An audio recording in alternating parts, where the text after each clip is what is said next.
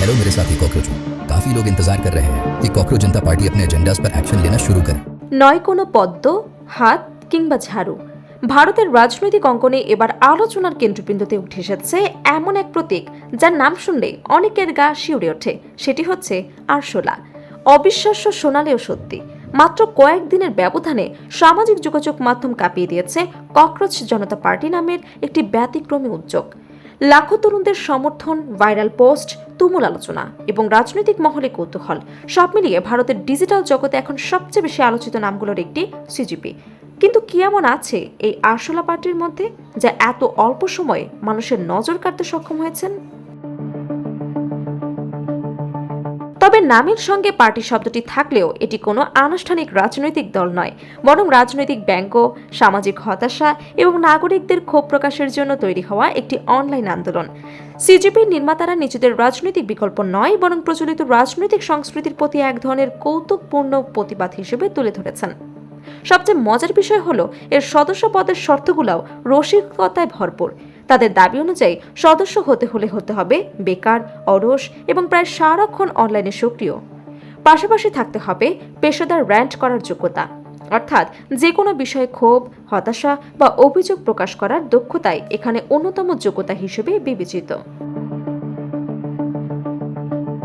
Rent শব্দটির অর্থ হলো দীর্ঘ সময় ধরে অভিযোগ, হতাশা বা ক্ষোভ প্রকাশ করা। সিজিপি সেই বৈশিষ্ট্যকেই হাস্যরসের মাধ্যমে নিজেদের পরিচয়ের অংশ বানিয়েছে। ফলে সাধারণ মানুষ, বিশেষ করে তরুণ প্রজন্ম, নিজেদের অভিজ্ঞতার সঙ্গে বিষয়টিকে সহজে মিলে নিতে পারছে। এই আলোচ্য উদ্যোগের নেপথ্যে রয়েছে বোস্টন ইউনিভার্সিটির শিক্ষার্থী এবং রাজনৈতিক যোগাযোগ কৌশলবিদ অভিজিৎ দীপকে। রাজনৈতিক প্রচারণা, জনসংযোগ এবং বার্তা নির্মাণের কাজে তার অভিজ্ঞতা রয়েছে। তবে তিনি দাবি করেছেন সিজিপির জন্ম কোনো বড় রাজনৈতিক পরিকল্পনা থেকে হয়নি। বিবিসি মারাঠিকে দেয়া এক সাক্ষাৎকারে অভিজিৎ দীপকে বলেন, আমি ভেবেছিলাম আমাদের সবার একত্রিত হওয়া উচিত। হয়তো এমন একটি প্ল্যাটফর্ম তৈরি করা যেতে পারে যেখানে মানুষ নিজেদের কথা বলতে পারবে। মজার বিষয় হলো, যুক্তরাষ্ট্রে যাওয়ার আগে তিনি ভারতের পরিচিত রাজনৈতিক দল আম আদমি পার্টির সঙ্গে কাজ করেছিলেন। দুর্নীতি বিরোধী আন্দোলনের মধ্য দিয়ে আত্মপ্রকাশ করা আদমি পার্টি একসময় সামাজিক যোগাযোগ মাধ্যমে শক্তিশালী হাতিয়ার হিসেবে ব্যবহার করেছিল।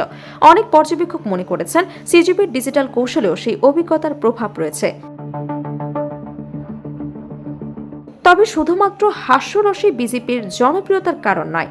রাজনৈতিক বিশ্লেষকদের মতে এর পেছনে রয়েছে তরুণদের ক্রমবর্ধমান হতাশা, প্রচলিত রাজনৈতিক ব্যবস্থার প্রতি অনাস্থা।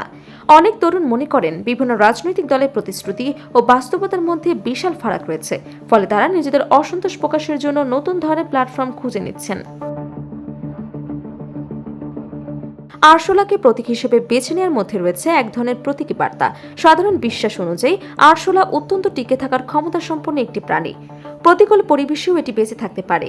বিসিজিপি সেই ধারণাকে ব্যবহার করে বোঝাতে চেয়েছে যে সাধারণ মানুষের ক্ষোভ, হতাশা আর প্রশ্নগুলোকে সহজেই মুছে ফেলা যায় না। সামাজিক যোগাযোগ মাধ্যমে তাদের ব্যঙ্গাত্মক পোস্ট, মিম এবং রাজনৈতিক কৌতূহল দ্রুত ছড়িয়ে পড়ছে। ফলে এটি এখন কেবল একটি অনলাইন মজার উদ্যোগ নয়, বরং রাজনৈতিক আলোচনার নতুন এক ডিজিটাল প্রবণতায় পরিণত হয়েছে। মজার ছলে শুরু হওয়া ককরোচ জনতা পার্টি শেষ পর্যন্ত কত দূর যাবে তা এখনই বলা কঠিন। তবে একটি বিষয় স্পষ্ট, ভারতের রাজনৈতিক অঙ্গনে নতুন একটি সমালোচনার জন্ম দিয়েছে এই প্ল্যাটফর্ম। আর আপাতত দেশের লাখো তরুণদের কাছে সবচেয়ে আলোচিত রাজনৈতিক প্রতীক হয়ে উঠেছে এই আরশোলা পার্টি।